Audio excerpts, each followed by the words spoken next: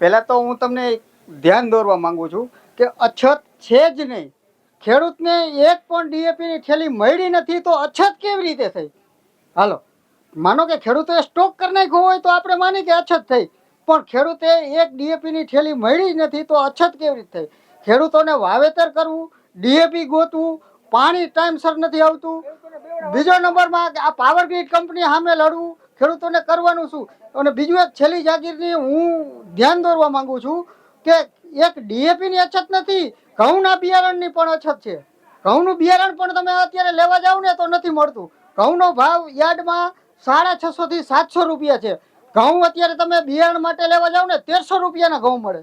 તો એ અછત બધી ઊભી ક્યાંથી થાય? હજી ખેડૂતના ઘરમાં એક ડીએપીની થેલી કે એક ઘઉંની થેલી તો આવી નથી, તો અછત થઈ ક્યાંથી? આ ખેડૂતને ખાતર દેવા ન દેવાની નીતિ હોય કે શું હોય એ ખબર નથી પડતી.